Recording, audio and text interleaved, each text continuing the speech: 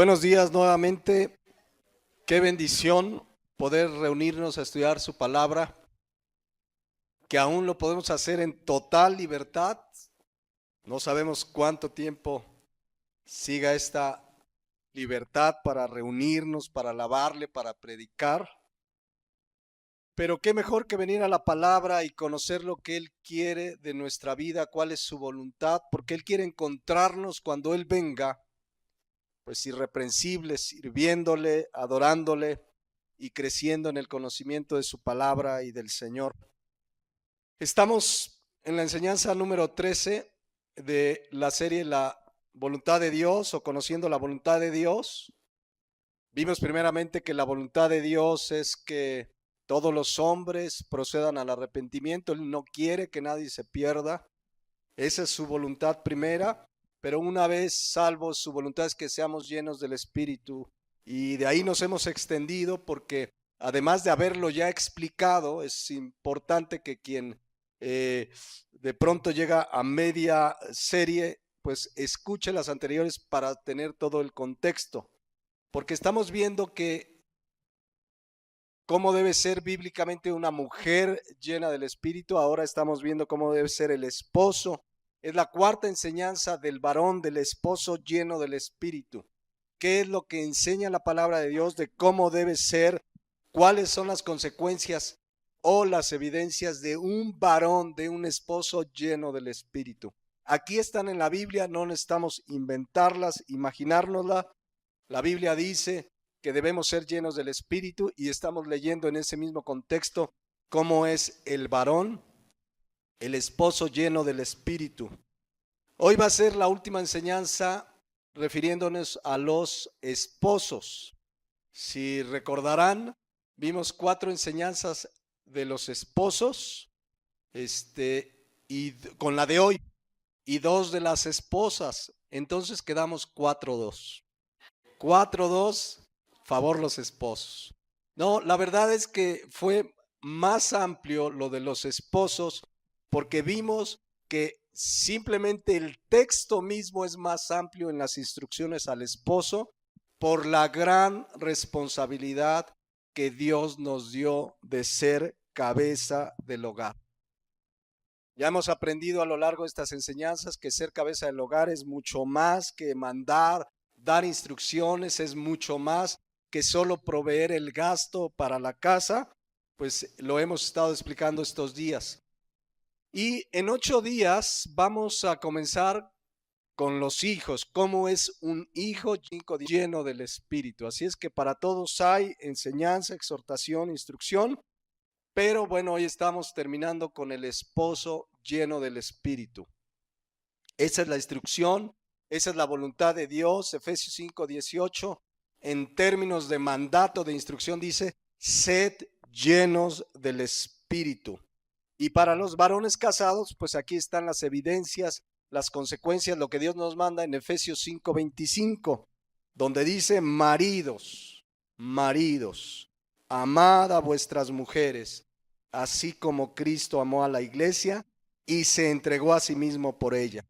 Ya vimos que un esposo lleno del Espíritu va a amar a su esposa como Cristo amó a la iglesia, con entrega, un amor que es incondicional, un amor que no depende de lo que la esposa haga o no haga, porque es el amor que ya Dios ha derramado sobre nosotros y podemos manifestarlo. Por supuesto que también la esposa debe amar a su esposo, pero es al varón al que primeramente la palabra de Dios le manda que ame a su esposa como Cristo amó a la iglesia. Pero ya lo hemos comentado, debemos amar a nuestro prójimo como a nosotros mismos y aún a nuestros enemigos. Pero estamos enfocándonos pues al esposo, un esposo lleno del Espíritu. Un esposo que está en la voluntad de Dios amará a su esposa como Cristo a la iglesia, y eso se notará en lo que produce ese amor. Ya lo comenzamos a ver hace 8 días, Efesios 5:26. Cristo amó a la iglesia con un propósito. El esposo debe cumplir también ese propósito con su esposa. Dice Efesios 5:26, para, ¿qué dice? Santificarla. habiéndola purificado en el lavamiento del agua por la palabra, a fin de presentársela a sí mismo una iglesia gloriosa, que no tuviese mancha, ni arruga, ni cosa semejante, sino que fuese santa y sin mancha. Ese amor que manifestamos a nuestra esposa debe ser un instrumento de santificación. El esposo en manos de Dios es un instrumento para santificación de la esposa, para que la esposa viva más y más en el camino del Señor, se acerque a Dios, a la palabra, porque un día Dios nos pedirá cuentas de cómo le presentamos a nuestra esposa, porque Él va a presentar una iglesia, dice la palabra de Dios, sin mancha y sin arruga. Y sabemos que los instrumentos que tenemos como esposos, pues es la palabra de Dios, es la oración, es nuestra vida, nuestras acciones, nuestro testimonio. Pero un esposo lleno del Espíritu hará lo que sea necesario con la guía del Espíritu Santo, con la guía de la palabra de Dios, para que su esposa se acerque más y más a Dios. Eso debe ser el esposo, el que es un instrumento en manos de Dios para que ella se acerque. Por eso decíamos hace 8 días, el esposo es el primero que vamos a orar, vamos a congregarnos, vamos al estudio, traes a la familia, es el que estás, a ver hijos, vámonos a la iglesia, hay que llegar temprano. El esposo es el instrumento, el responsable delante de Dios de guiar a esa familia. Es la responsabilidad que Dios le dio. Pero además vimos en Efesios 5:28 que también hay otras cosas que el esposo, producto de ese amor, hace con la esposa. Dice 28 de Efesios 5. Así también los maridos deben amar a sus mujeres como a sus mismos cuerpos. El que ama a su mujer, a sí mismo se ama, porque nadie aborreció jamás a su propia carne, sino que la sustenta y la cuida como Cristo, como también Cristo a la iglesia, porque somos miembros de su cuerpo, de su carne y de sus huesos. Vimos que ese verdadero amor va a producir que ese esposo, versículo 29, sustenta y cuida a su esposa. ¿Qué significa sustentar? ¿Recuerdan? Porque muchas veces vemos sustentar y nos enfocamos al sustento material. Y por supuesto que el esposo es el responsable delante de Dios del sostenimiento material de su esposa, de esa familia. Pero esta palabra sustentar viene del griego ektrefo y significa llevar hacia la madurez. El esposo debe ser un instrumento en manos de Dios para llevar a su esposa hacia la madurez espiritual, hacer todo lo necesario con los recursos espirituales que tenemos para que la esposa esté cerca de Dios, para que esa familia alabe a Dios, para que juntos adoren y sirvan a Dios. Eso dice la palabra de Dios, la sustenta y haremos todo lo necesario, y no solo la sustenta, sino que también hace, la cuida, del griego salpo, que significa, da la idea de empollar, cuidar, calentar cuando se tiene frío, da la idea de una gallina con sus plumas cuidando a sus pollitos, lo cual nos habla que Dios le dio al varón la responsabilidad de cuidar a su esposa física, emocional y espiritualmente. Por lo tanto, si bien no debemos hacerlo con nadie, mucho menos con la esposa debemos lastimarla, dañarla, ni con acciones, ni con palabras, ni con hechos, porque la palabra de Dios es clara, y veíamos Colosenses 3:19 que dice: maridos, amad a vuestras mujeres y no seáis ásperos con ellas. La palabra áspero, picraíno, en el griego decíamos es ser rudo, ser ofensivo, palabras que lastiman, que ofenden. Habla desde lastimarlas físicamente o también con las palabras. Al contrario, el esposo cristiano va a cuidar a esa esposa, de tal manera que dice 1 Pedro 3:7 que debemos darles honor como a vaso frágil, que debemos andar con ella sabiamente. Hasta ahí nos quedamos hace 8 días. ¿Qué más produce ese verdadero amor que el esposo debe manifestar a su esposa, que es el mismo amor con el que Cristo amó a la iglesia? Versículo 31 de Efesios 5:31, Vamos a leerlo. Dice, por tanto, o por esto, dejará el hombre a su padre y a su madre y se unirá a su mujer y los dos serán una sola carne. ¿Saben qué produce ese amor con el que el esposo ama a su esposa? Que esa unión será inquebrantable. Cuando un matrimonio verdaderamente está fundado en el amor de Dios, cuando ese esposo ama a su esposa como Cristo a la iglesia, ese amor, ese matrimonio durará toda la vida, hasta que la muerte los separa. Por supuesto, la esposa también ama al esposo, pero es al esposo al que Dios le manda, ámala como yo amé a la iglesia. Ama a tu esposa como yo amé a la iglesia. Y solamente así ese matrimonio va a durar hasta que la muerte los separe. Porque ya no somos dos, dice la palabra de Dios en Mateo 19:6, sino una sola carne. Pablo está citando aquí en Efesios 5:31. ¿Qué pasaje está citando? ¿Alguien se lo sabe? Génesis 2:24. Muy bien, un punto al hermano. Génesis 2:24 que dice lo mismo. Por tanto, dejará el hombre a su padre y a su madre y se unirá a su mujer y serán una sola carne. La clave aquí, tanto en Efesios 5:31 como en Génesis 2:24 es se unirá, y lo voy a explicar en un momento. Pero quiero que vean que la palabra de Dios desde el origen de la humanidad diseñó que el matrimonio es para toda la vida. Desde el origen, ahí está la primer mujer, el primer hombre en este mundo, y Dios habla de una unión para toda la vida. Eso no ha pasado de moda. Aunque el mundo lo ha distorsionado, hay gente que dice, pues primero nos juntamos y resulta nos casamos, o nos casamos y si no, pues ya ahora el divorcio es fácil. A la luz de la Biblia sigue vigente el hecho de que el matrimonio es para toda la vida, hasta que alguno de los dos muera, pero la realidad en nuestros días es que cada vez menos matrimonios duran para toda la vida. Cada vez hay más divorcios, ya hemos dado estadísticas a lo largo de estas enseñanzas, pero lo más triste es que cada vez hay más divorcios entre personas que se dicen cristianas, entre gente dentro de la iglesia, hasta pastores que se divorcian, se vuelven a casar y hasta siguen delante del ministerio como si nada hubiera pasado. Pero esto no significa que ese sea el plan de Dios. Dios diseñó un matrimonio para toda la vida y somos las personas los que, apartados de Dios, hacemos o permitimos que ese vínculo se rompa. La palabra de Dios dice que el matrimonio es para toda la vida, por lo tanto, lo único que los puede mantener unidos, ¿qué es? Efesios 5:25, que ese esposo ame a su esposa como Cristo amó a la iglesia.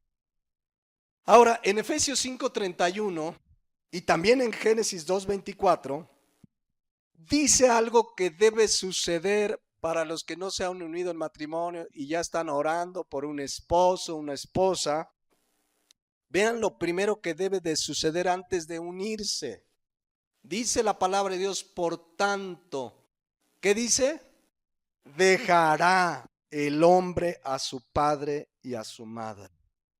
Lo primero que sucede cuando un esposo, una esposa o una pareja que se va a casar es que tienen que independizarse de su padre y de su madre y entender que ahora forman una nueva familia de la cual tienen prioridades, de la cual tienen responsabilidades como una nueva familia.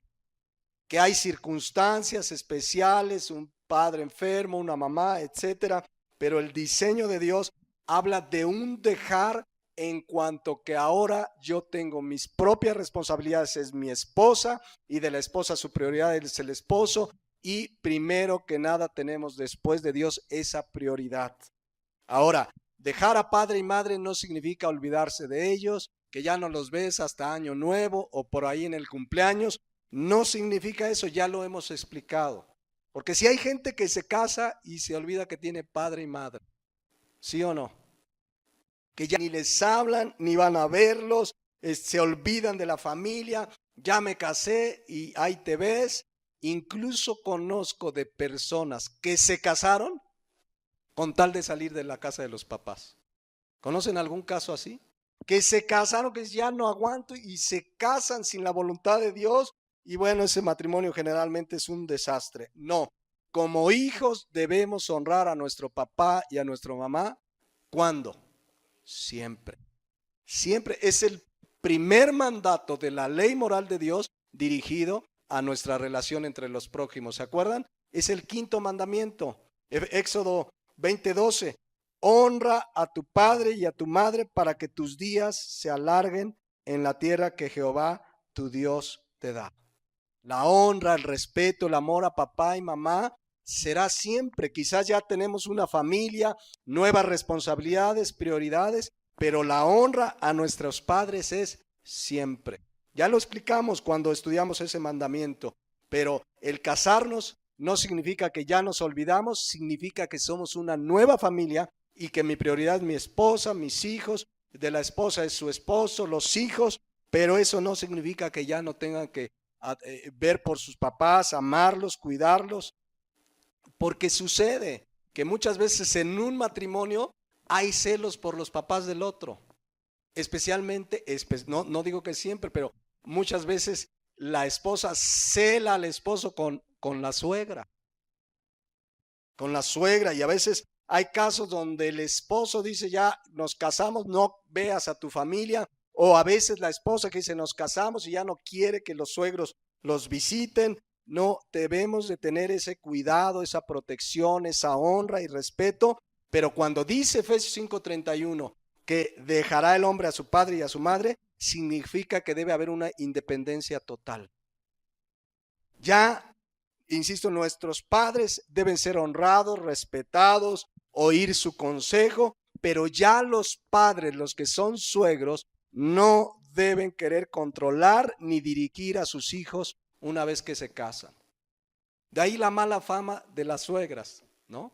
Hasta bromas hacen con las suegras porque muchas veces se siguen metiendo en el matrimonio y ahí está la suegra o el suegro o del esposo o de la esposa.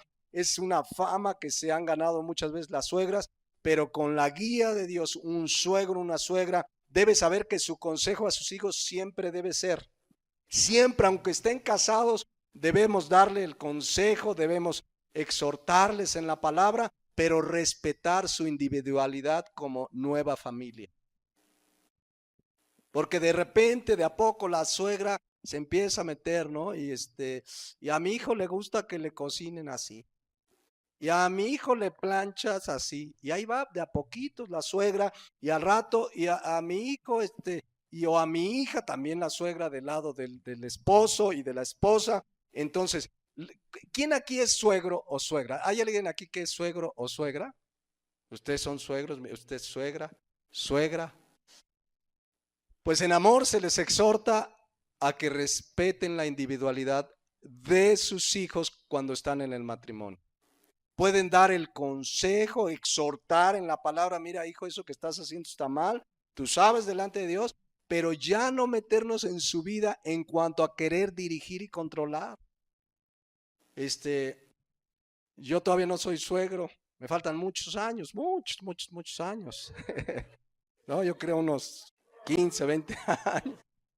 Pero tenemos que orar para, si bien siguen siendo nuestros hijos, ya tienen una independencia. De ahí que la palabra de Dios dice, dejará a su padre y a su madre. Habla de esa independencia. Debemos respetar que son una nueva familia. Quizás al momento de empezar a vivirlo con nuestro primer hijo, con nuestra primera hija, pues ha de ser difícil entender que ya dejaron el hogar. Dejaron, insisto, en ese sentido de independencia. Pero la palabra de Dios, esto es lo primero que les pide y se lo pide al hombre, ¿verdad? Dejará el hombre a su padre y a su madre y se unirá a su mujer. Y ahí viene el segundo punto muy importante. ¿Qué va a hacer con su mujer? Se unirá, dice Efesios 5:31. Por eso hablábamos de que el matrimonio es inquebrantable. La palabra unirá, ¿alguna vez la hemos estudiado en el griego? ¿Alguien se acuerda qué palabra es? Proscolao con K. Proscolao, colao. ¿Han oído, seguramente ya lo están recordando, del pegamento que pega de locura? ¿Cómo se llama? Cola con K. No es casualidad, porque tomaron el origen de la palabra colao, que significa pegar permanentemente. Pegar con un adhesivo para que no se separe.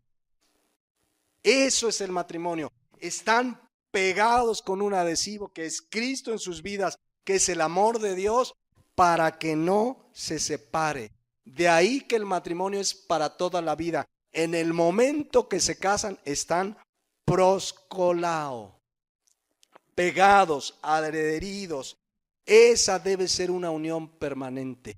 Ese es el diseño de Dios. ¿Y qué puede hacer que permanezcan unidos?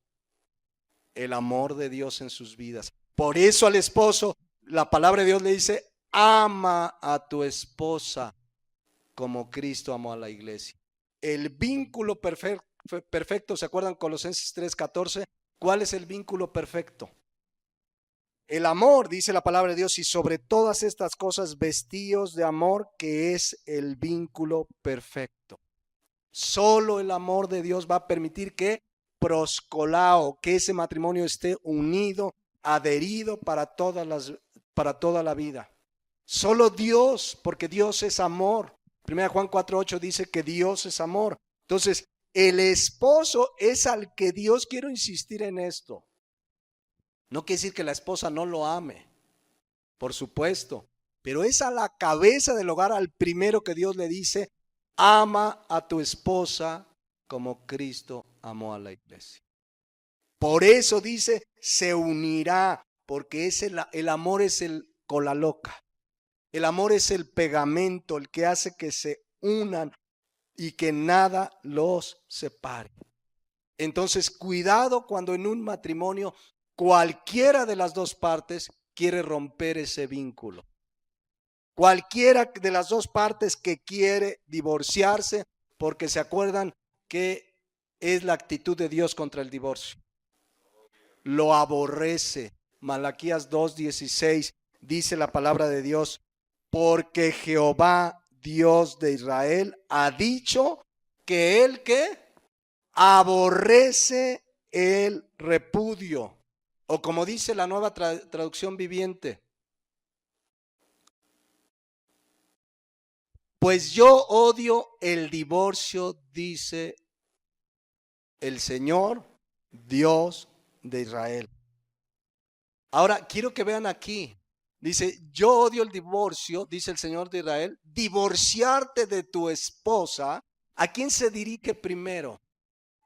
Al varón, al esposo, porque es el primero que debe cuidar que ese matrimonio permanezca unido. ¿Cómo? Amando incondicionalmente a su esposa, amándola como Cristo amó a la iglesia.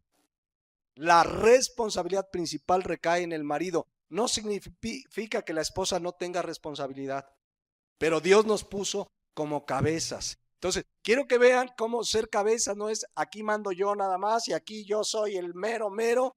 Ser cabeza es una gran responsabilidad. Amar a la esposa, cuidar el vínculo matrimonial. El esposo es el primero que debe de hacerlo.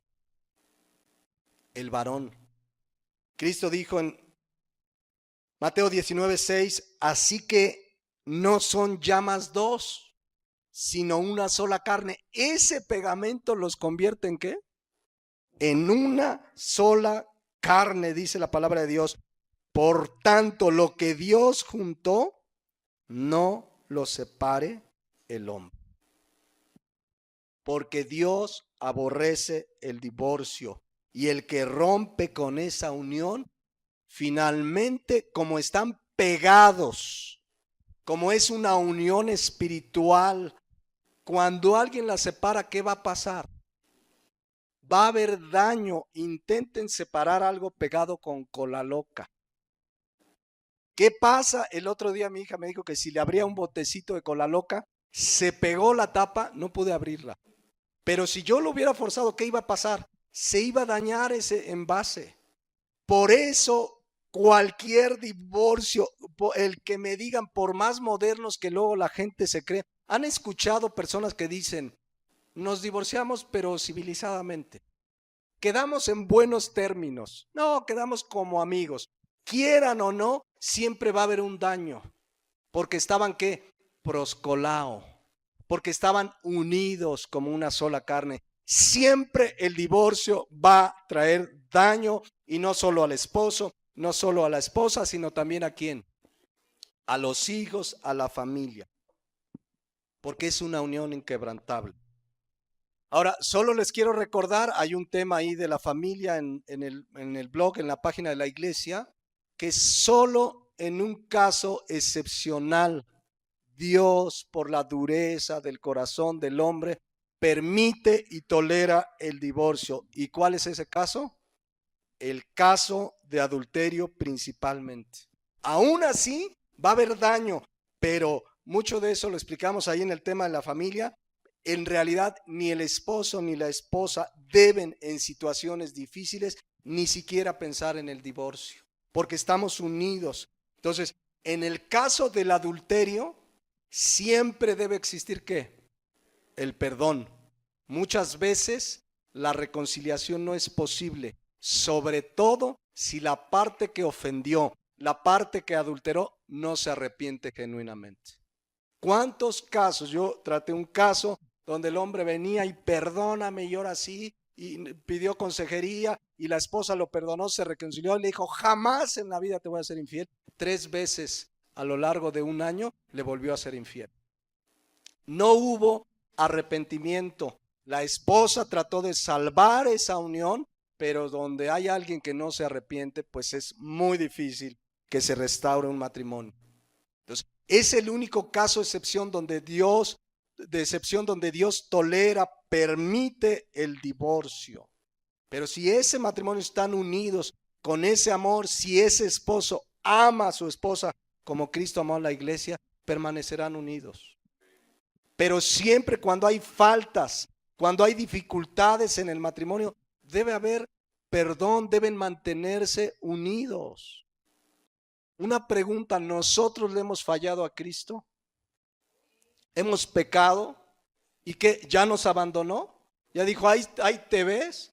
No, hay consecuencias muchas veces, disciplina, pero Cristo dijo que estaría con nosotros todos los días hasta el fin del mundo. Es más, cuando como cristianos, como nuestros nacidos de nuevo, cristianos de a de veras, pecamos, Cristo, que además nos ama con ese amor eterno, se convierte en ¿qué? 1 Juan 2:1, en nuestro abogado. Esto es impresionante. O sea, Él murió por mis pecados. Él me ama, me sustenta, me cuida, me santifica. Y cuando llego a pecar, porque ahí dice, si alguno hubiere pecado, tenemos ¿qué? Abogado. O sea, no solo murió por mis pecados, sino que ahora como cristiano, cuando peco, Él es mi abogado. Claro, ¿qué debe suceder para que Él ejerza su función de abogado? 2 versículos atrás lo dice. 1 Juan 1:9. Si confesamos, ¿verdad? Esa es la condicionante para que Él pueda ejercer su papel de abogado. Cuando yo vengo, yo pequé, y entonces dice la Biblia en Apocalipsis que el diablo es el acusador. Entonces yo pequé como cristiano y el diablo está acusándote delante de Dios, y en ese momento cuando yo le pido perdón a Dios en el nombre de Jesús, Jesús entra como abogado y dice, yo ya pagué por sus pecados. Ya fueron clavados en la cruz del Calvario. No hay nada que pagar. En ese momento dice, si confesamos nuestros pecados, Él es fiel y justo para perdonar nuestros pecados y limpiarnos de toda maldad. ¿Qué queremos decir? Cristo está dispuesto a perdonar a su iglesia que viene a Él arrepentida. Cristo está dispuesto, lo mismo en el matrimonio, dificultades, problemas, circunstancias, debemos estar dispuestos a perdonar en amor para mantener ese matrimonio unido, para que sea Efesios 5:31, la realidad de se unirá a su mujer. Estarán proscolao, unidos. Si son lectores asiduos del Antiguo Testamento, se darán cuenta que cuántas veces Dios perdonó a su pueblo Israel, que le fue infiel, que se fue tras otros dioses, que pecó cuántas veces. Si leemos historias, cómo le mandaba a sus profetas, se arrepentían y Dios ¿qué? Los perdonaba. Vemos historias. ¿Saben por qué? Jeremías 31:3 lo dice con toda claridad. Jehová se manifestó a mí hace ya mucho tiempo diciendo, con amor eterno te he amado, por tanto te prolongué mi misericordia. Por eso Dios perdonaba a su pueblo, porque lo amaba. Enviaba a los profetas y arrepentíos y arrepiéntanse. Esa era la función de los profetas. Un profeta, un siervo de Dios, era un siervo que llamaba al pueblo al arrepentimiento. Los verdaderos profetas del Antiguo Testamento. Pero hubo casos en generaciones de Israel donde seguían de infieles, seguían pecando, les mandaba a sus profetas, no se querían arrepentir y de plano Dios, de manera metafórica, se divorció de ellos. ¿Dónde lo dice? Allá en Jeremías capítulo 3, versículo 6. Escuchen, cuando hay un pecador que sigue y sigue en su pecado y no se arrepiente, Dios dice, hasta aquí quedó. Hoy sabemos que esa persona no nació de nuevo. Pero vean lo que dice Jeremías 3:6. Me dijo Jehová en días del rey Josías, ¿has visto lo que ha hecho la qué? La rebelde Israel. Así como en el Nuevo Testamento, Cristo es el esposo de la iglesia, en el Antiguo Testamento, Dios se presenta como el esposo e Israel era como su esposa. Entonces dice, ¿has visto lo que ha hecho la rebelde Israel? De Israel. Ella se va sobre todo monte alto y debajo de todo árbol frondoso y allí fornica. Ahí está hablando de una manera metafórica de que Israel estaba en su pecado y estaba en su pecado y estaba en su pecado. Y dice el versículo 7, Dios llamándola al arrepentimiento. Y dije, después de hacer todo esto, se volverá a mí. ¿Pero qué pasó? No se volvió. O sea, Dios le dio la oportunidad de arrepentirse y volverse, pero no quisieron arrepentirse. Y lo vio su hermana, la rebelde Judá. Ahora vean el versículo 8, el lenguaje metafórico. Ella vio que por haber fornicado la rebelde Israel, esto lo dice Dios, yo la había despedido y dado ¿qué? Carta de repudio. Es como si Dios le dijera, ¿sabes qué? Ya no quiero nada contigo, no te arrepientes. Utiliza el lenguaje metafórico, aunque él aborrece el divorcio, en ese sentido espiritual fue cuando Dios entregó a generaciones enteras de Israel a que se perdieran eternamente, a que vivieran la consecuencia de la paga del pecado, que es que Romanos 6:23, la paga del pecado es muerte. Por no quererse arrepentir, dice ahí Jeremías 3:8, ella vio, o sea, Judá, que también fue rebelde, vio que por haber fornicado la rebelde Israel, yo la había despedido y dado carta de repudio. Pero no tuvo temor la rebelde Judá, su hermana, tampoco la hermana, sino que también fue ella y fornicó.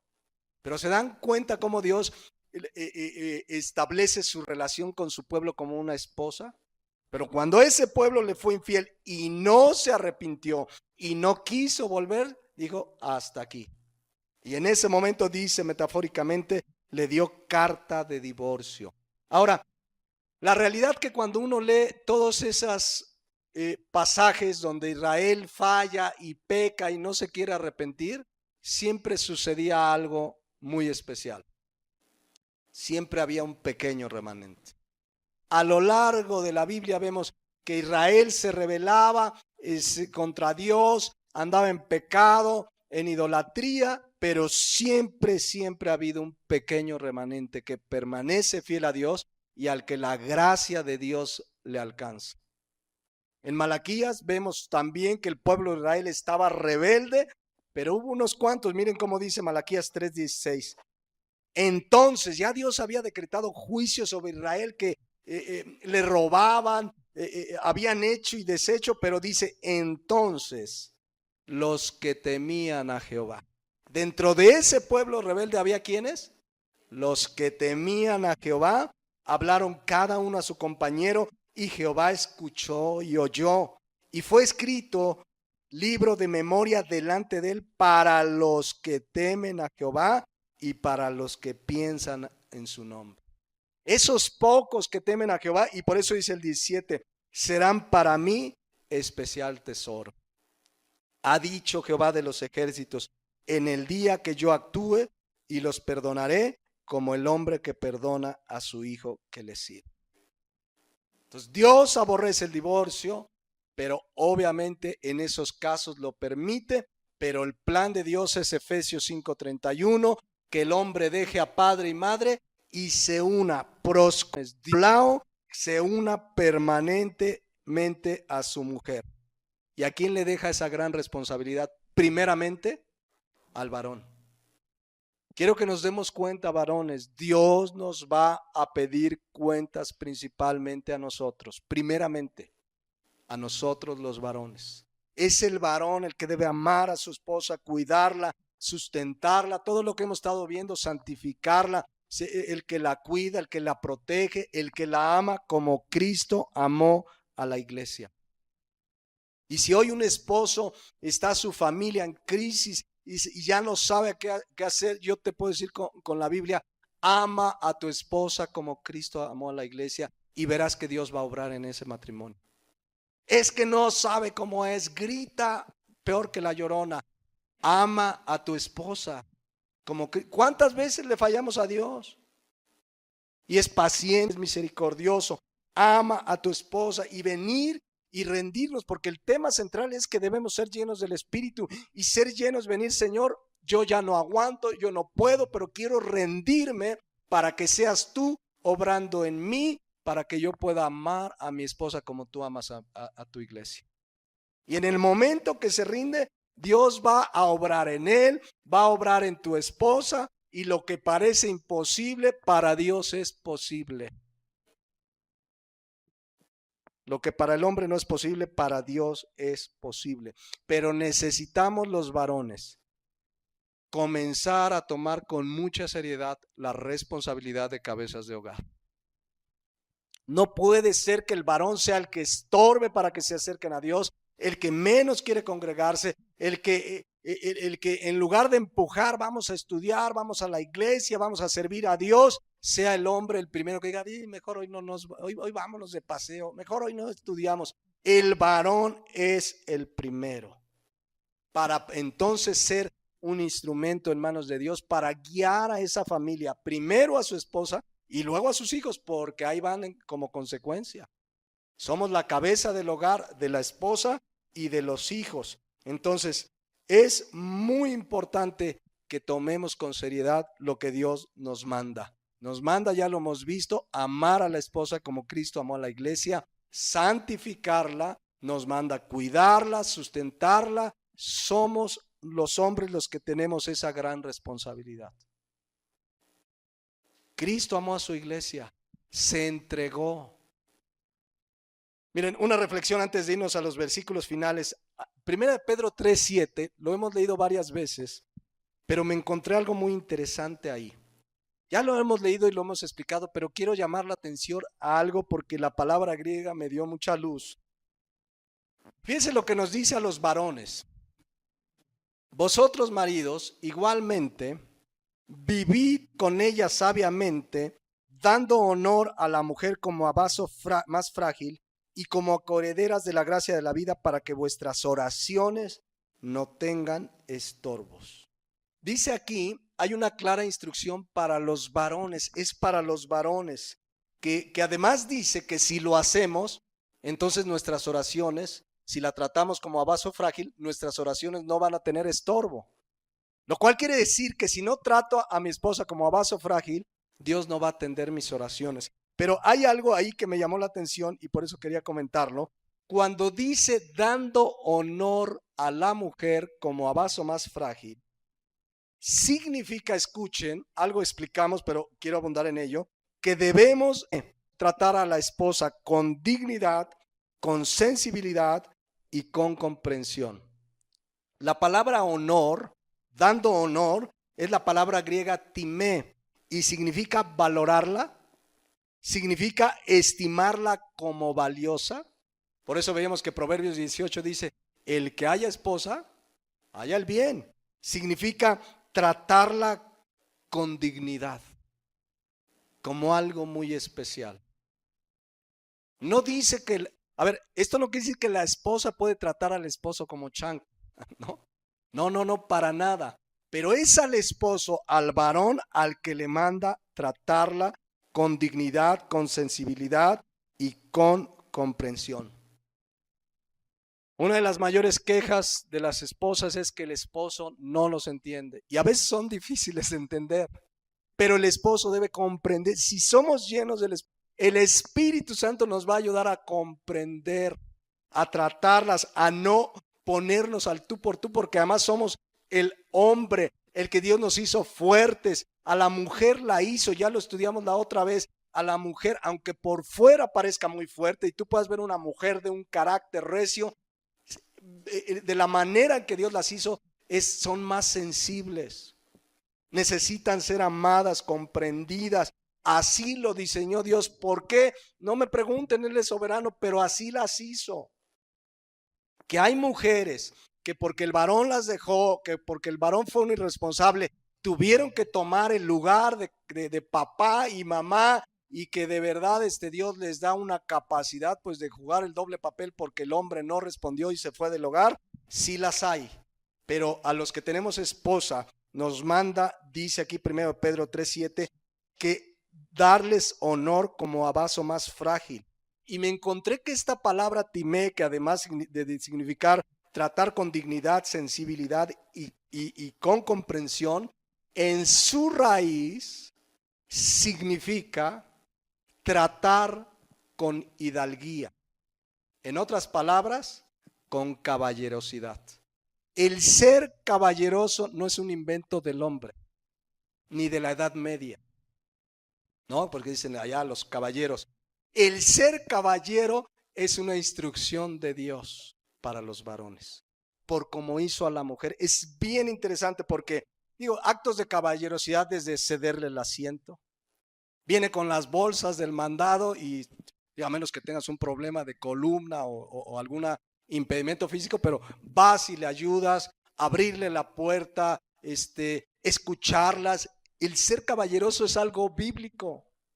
No es un invento del hombre. Dios lo diseñó. Cuando nos dice que les demos honor, es tratarla con caballerosidad, es reconocer su labor. ¿Qué hacían los hijos y el esposo de la mujer virtuosa? Proverbios 31:28. Se levantan sus hijos y la llaman bienaventurada. Y su marido también, ¿qué? La alaba. Aquí es la palabra hebrea halal, que significa hablar con elogios. No es de alabar, no, nada de eso. Es hablar con elogios. Es reconocer, mi amor, qué bien te ves hoy. Te ves más hermosa que ayer. Oye, mi amor, qué rico cocinaste. A lo mejor le quedó picosito, pero gracias a Dios, ¿verdad? Qué sabroso. Oye, qué bien. Lo que ellas necesitan ese trato caballeroso. Así las diseñó Dios de acuerdo a la palabra de Dios. Que te levantas y le digas, ¿cuándo fue la última vez que le dijiste a tu esposa, esposa, eres una bendición de Dios en mi vida? Esposa, te amo. Le doy gracias a Dios por tu vida. Son gestos de generosidad, de hidalguía, de caballerosidad que el varón debe hacer hacia la mujer. Eso dice la palabra de Dios. Qué interesante. Insisto, no significa que la esposa lo trate como llanta de coche echada a perder. No, la esposa lo ama, lo respeta, lo vamos a ver ahorita al final, Pero al esposo, al varón, Dios le dio ese mandato. La caballerosidad no debe perderse. ¿Cómo se sienten esposas cuando, no sé, estuvieron planchando la ropa del esposo y llega el esposo? No, mi mamá sí sabía planchar. ¿Cómo se sienten? Cuando guisaron y estuvieron horas haciendo el guisado y llega el esposo, te quedó pero malísimo. Esos frijoles parecen de olla hace 8 días, ¿no? ¿Cómo se sienten cuando llega el esposo? Mi amor, qué rico guisaste. Oye, mi amor, te ves hermoso, te cortaste el cabello. Se lo cortó mi hija, ¿verdad? Te cortaste el cabello, te ves hermosa. Y esto no se trata de hipocresía, porque si estamos llenos del Espíritu Santo, veremos a nuestra esposa, será la mujer más hermosa, porque es la que Dios nos dio. Y no podremos tener ojos para nadie, absolutamente nadie más. Y esto no tiene que ver con el físico, este amor que Dios puso en nosotros es incondicional. Esto no quiere decir que no te gusta físicamente, pero que va más allá. Reconoce, eso es regresando a 1 de Pedro 3:7, tratarla con honor como a vaso frágil. Fíjense qué interesante es la palabra de Dios que nos manda a ser caballerosos, generosos. Esa palabra también, tratarla con generosidad. ¿A quién se lo pide Dios primeramente? Al varón. ¿Cómo estamos en esa área? Ahora, insisto, si el esposo la llena de besos y te amo, pero ni la santifica, ni la sustenta, ni la está llevando a la madurez, por más besos que les dé y le diga, mi amor, qué linda, qué chula, ese esposo no está siendo lleno del Espíritu, ese esposo no está en la voluntad de Dios. A lo mejor es muy meloso, pero hasta ahí. Pero se pueden las dos cosas. Hablarle con cariño, con caballerosidad, pero cumplir nuestra labor de santificarla, de sustentarla, de cuidarla como a nuestro mismo cuerpo. Las dos cosas. Entonces, ¿por qué? Porque ya lo veíamos hace 8 o 15 días, porque son coherederas. Somos herederos de la misma gracia de la vida. ¿Cuál es la gracia de la vida? Ya la estudiábamos hace 2 semanas. El matrimonio es la gracia de la vida que Dios nos dio. El matrimonio es una gracia, es un regalo, Dios lo diseñó. Entonces, solamente así, viviendo bajo la palabra de Dios, sucederá lo de Efesios 5:31, que dice, dejará el hombre a padre y madre y se unirá a su mujer y serán una sola carne. ¿Quién es el ejemplo de esto? Cristo en su amor por la iglesia. Por eso, miren, el 32 es un versículo bien interesante también, ya yéndonos hacia el final ya de nuestro tema sobre los, en 8 días vemos los hijos. Dice, grande es este, ¿qué? Misterio. Mas yo digo esto con respecto ¿de quién? De Cristo y la iglesia. Dice que es un grande misterio. La palabra misterio, musterión en el griego, significa algo que no ha sido revelado. Ahora les voy a decir una realidad, y esto es maravilloso, es un privilegio que hoy tenemos. La relación de Cristo con su iglesia era un misterio, era algo no revelado hasta que Cristo vino y murió en la cruz del Calvario. Hoy para nosotros ya no es un misterio.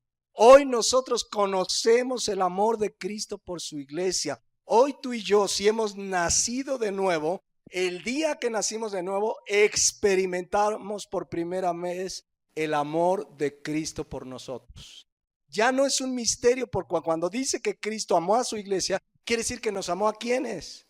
A nosotros. Y tú puedes decir, Cristo amó a Gaby, a Juan, a Pedro, a Pablo. Todo nacido de nuevo es su iglesia. Para nosotros ya no es un misterio, porque ya nos fue revelado el amor de Cristo por su iglesia. Por eso en Efesios 5, imagínense, si siguiera siendo un misterio, algo no revelado, no existiría Efesios 5:25. No diría, maridos, amen a su esposa como Cristo amó a la iglesia. Le diríamos, pues es que no sé cómo la amó. Primero enséñame cómo la amó, entonces puedo amarla. Pero como ya no es un misterio, ahora, ¿para quién sí es un misterio? Para la gente que no tiene a Cristo como Señor y Salvador. La gente no, hasta que no venga Cristo, va a conocer y experimentar en su vida el amor de Dios. El amor de Dios tan grande que siendo aún pecadores, Cristo murió por nosotros. Entonces, para nosotros ya no es un misterio, por eso hoy podemos amar a nuestra esposa como Cristo amó a la iglesia. Porque ya experimentamos el amor de Cristo por nosotros, su iglesia, es que ahora podemos manifestarlo, porque ya nos fue revelado el misterio. El misterio, insisto, en el sentido de que misterio es algo no revelado. Es un misterio grande que nos fue revelado en el momento que nacimos de nuevo. Amén. Por eso ahora se nos manda amar a nuestra esposa como Cristo amó a la iglesia. Por último, versículo 33. Pablo, a manera de conclusión, en su instrucción al varón, termina con una doble instrucción, al varón y a la esposa. Es como la conclusión de lo que le ha dirigido a la esposa y al esposo. Porque si bien a la esposa ya le había hablado en los versículos 22 al 24 y en los siguientes le habla al varón, a manera de conclusión dice, fíjense, por lo demás, cada uno de vosotros ame también a su mujer como a sí mismo, y la mujer respete a su marido. Fíjense qué interesante llamado. La palabra de Dios dice que al término pues de la exhortación al varón, aunque era el tiempo de exhortar al varón, termina con una exhortación doble. Y dice la palabra de Dios que al varón le pide, ¿qué le pide como conclusión? Que ame a su esposa como a sí mismo. ¿Y qué le pide a la esposa? Que respete a su marido. Al varón le recuerda, debes amar a tu esposa como a ti mismo. Debemos y podemos manifestar ese amor. La única manera es viviendo lleno del Espíritu. Pero luego a la esposa le dice, respeta a tu marido. La palabra griega phobeo en primera instancia significa miedo, pero también significa, escuchen, respeto, reconocimiento y aceptación del lugar que Dios le dio al esposo. Respetar al marido es reconocer el lugar que Dios le dio al esposo. ¿Y cuál es ese lugar? De cabeza. Eso es respetar. Dios le dio el lugar de cabeza, a la esposa le toca respetarlo. Si lo cumple mal, se las va a ver con Dios. Pero si la esposa quiere resolverlo, pues, y como no yo lo pongo parejo, entonces Dios no interviene. La esposa respete y creamos, tanto cuando el esposo ama a su esposa, Dios obrará en ese matrimonio, en esa esposa. Y cuando la esposa respeta al marido, estará dejando que Dios obre. Y si como marido somos medios cabeza hueca, Dios se va a encargar de ponernos en orden. Si somos sus hijos, Dios al que ama disciplina. Entonces a la esposa le dice, respeta a tu marido. La esposa tiene la necesidad, igual que la iglesia, de ser amada. Ya lo explicamos ahorita. La caballerosidad, ese trato de amor, de cuidado. Pero el varón necesita y tiene la necesidad de ser respetado. Yo se los dije hace 15 días, o no me acuerdo, hace 2 o 3 semanas. Si una mujer quiere dañar a su marido, no lo respete. No lo respete y verás cómo lo vas a dañar en su dignidad, en su labor como hombre. Pero la palabra de Dios dice, respétalo. Porque tenemos una gran responsabilidad. No solo de proveer materialmente, que ya en sí es una gran responsabilidad, sí o no.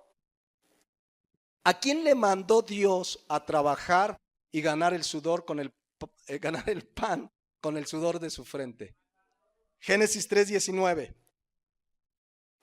Le está hablando al varón y le dice al varón, con el sudor de tu rostro comerás el pan hasta que vuelvas a la tierra, porque de ella fuiste tomado, pues polvo eres y al polvo te volverás. ¿A poco no, varones, cuesta ganar cada peso? Cada peso, y hay que trabajar, y hay que levantarse temprano, a veces hay que dobletearle a la chamba, a veces hay que hacer, pero sabemos que tenemos esa responsabilidad. Y si tú y yo somos varones, ¿cómo le hacemos? Y a veces hay que hacer muchas cosas, pero se suda, ganar cada peso. Aunque trabajes en una oficina con aire acondicionado, esta expresión habla de que es doloroso. Recién contratamos a una persona para la empresa y decía que trabajaba en otra empresa que entraba a las 6 y salía a las 9 de la noche y que acá el horario se le hacía, pero dice, o sea, que voy a trabajar de 9 a 2, voy a tener 2 horas para comer y salir a las 7. Se le hace fácil, ¿no? Pero porque trabajaba muy pesado en la otra empresa. Pero cuesta pues ganar el dinero. Mujeres, respeten. A lo mejor el marido no puede proveer lo que quieres, pero sí debemos proveer lo que necesitan y es muy diferente. A lo mejor la esposa quiere unas botas de ¿qué marcas hay? De Karchan Dublé, ¿no? Y hay unas Milano, entonces, pero, pero sobre todo, además de la material, tenemos la gran responsabilidad de la provisión espiritual, de cuidar ese matrimonio. El esposo es el que debe guiar a esa esposa, a esos hijos. Es la responsabilidad que tenemos a que adoren a Dios, a que sirvan a Dios, a que glorifiquen a Dios y a que esa familia sea luz en medio de familias que no conocen a Jesucristo. La responsabilidad es del varón, es el primero que debe cuidar que brillemos, que seamos esa luz que no se esconde debajo de un almud, sino que los hombres vean vuestras buenas obras y glorifiquen al Padre que está en los cielos. La responsabilidad en el matrimonio es al varón. Por eso Dios dice y termina en Efesios 5:33 como conclusión final: esposo, ama a tu esposa como a ti mismo. Esposas, respeten a sus maridos. ¿Qué tenemos que hacer los esposos? Rendirnos al Espíritu Santo, rendirnos, Señor, aquí está mi vida, ya no quiero hacer mi voluntad, ya quiero llevar una vida como lo enseña tu palabra, cada día llenarnos, rendirnos al Espíritu de Dios para que Él nos guíe a través de su palabra y verás que Él te guiará a amar a tu esposa, sustentarla, cuidarla, santificarla. Y la esposa igual: Señor, aquí estoy, me rindo delante de ti. Me es difícil sujetarme a mi marido, me es difícil respetarlo, pero me rindo al Espíritu Santo para que tú obres en él y yo voy a obedecer tu palabra. ¿Se imaginan un matrimonio así, donde el esposo ama a su esposa como Cristo amó a la iglesia y la esposa se sujeta y lo respeta? ¿Saben qué sucede con un matrimonio así? Manifestarán al mundo el amor de Cristo. Sin palabras seremos un instrumento para que la gente diga: mira ese matrimonio. Y como en ese matrimonio reina el amor de Cristo, la gente conocerá al vernos a nosotros a Jesucristo. Y cuando les hablemos: mira, te voy a hablar de Jesucristo que murió en la cruz, nuestro matrimonio será un ejemplo de ese amor. Y aún nuestros hijos dirán: yo quiero un matrimonio como el de mis papás. O a lo mejor está pasando al revés, que digan: no, yo paso. Puede ser. Por eso hay que rendirnos delante de Dios. Por eso hay que ser llenos del Espíritu. Porque debemos reconocer: no podemos solos. Esto no es de fuerza de voluntad. Sí requiere nuestra voluntad de rendirnos delante de Dios, pero nuestras fuerzas no son suficientes. No es con espada ni con ejército, mas con tu Santo Espíritu, dice la palabra de Dios. Vamos a despedirnos orando a Dios. Yo quisiera, mis hermanos, es que reflexionemos en lo que Dios nos ha hablado a las esposas y a los esposos. Ese matrimonio, de acuerdo a la palabra de Dios, es la gracia de la vida. Y Dios quiere que andemos en su voluntad. Pero cada uno debemos reconocer en dónde no hemos rendido totalmente nuestra vida al señorío de Cristo. Yo quisiera que se pongan de pie los que son matrimonios y vamos a orar. Aquí no hay ni en ningún lugar del mundo un matrimonio perfecto, porque todavía estamos en esta carne, pero vamos a orar con la gracia de Dios. Si mi esposa me quiere acompañar, o me acompañas, para que se vea la cabeza. No, vamos a orar a Dios e interceder. Quizás alguno No está su esposa aquí, no está su esposo aquí. Quizás estás en una crisis, pero vamos a orar y pedirle a Dios que seamos llenos, que Él nos guíe, que sea Él el que nos llene de su Santo Espíritu para servirle. Mis hermanos, allá afuera en el mundo, la gente se está muriendo sin Cristo. Y tenemos una gran responsabilidad, sí, de llevar la palabra de Dios, por supuesto, de predicarla, pero de vivirla para que ellos vean en nuestras vidas el amor de Cristo. Oremos a Dios. Bendito Padre, en esta hora venimos delante de ti, Señor, reconociendo pues que hemos fallado, reconociendo que muchas veces nos dejamos dominar más por nuestros pensamientos, por nuestra forma de ser, que por tu palabra. Pero en estas semanas hemos aprendido cómo debe ser una esposa guiada, llena por tu Santo Espíritu, cómo debemos ser los varones a quienes nos has dado una gran responsabilidad. Hoy queremos venir delante de ti, rendirnos, Señor, y decir, no podemos solos, por eso recurrimos a ti. Por eso tu palabra dice que seamos llenos del Espíritu para que podamos vivir esa gracia de la vida que es el matrimonio. Te damos gracias por nuestras esposas, por nuestros esposos, y ayúdanos, Señor, para que nuestra vida sea un testimonio vivo y real de que tú transformas vidas, de que así como amaste a tu iglesia, podamos amarnos, podamos como esposos amar a nuestra esposa. Que tu gracia, tu misericordia sea sobre nosotros, Padre Celestial. Te damos gracias. Y yo te pido en esta mañana por aquellos matrimonios de esta iglesia o de quien nos esté escuchando por internet, que están en una crisis, que están en dificultades o separados, que ambos decidan venir a los pies de Cristo, ser guiados, señoreados por el Espíritu Santo, para que restaures esa familia, ese matrimonio, para que esos matrimonios sean verdaderamente un testimonio vivo al mundo de lo que es el amor de Cristo por la iglesia. Así es que oramos en el nombre de Jesús por esos varones que no han podido, no han querido tomar ese lugar de cabeza en amor como tú amaste a la iglesia, por esas esposas que se les dificulta la sujeción y aún, Señor, en tu gracia tú las levantes para que esos matrimonios sean bendecidos por tu gracia. Te adoramos, Padre Celestial, te damos gracias porque hoy tenemos tu palabra que nos instruye cabalmente, tu palabra que nos instruye muy claramente cómo debemos andar. Gracias te damos en esta hora, en el nombre bendito de Jesucristo, nuestro amado Señor. Amén. Amén.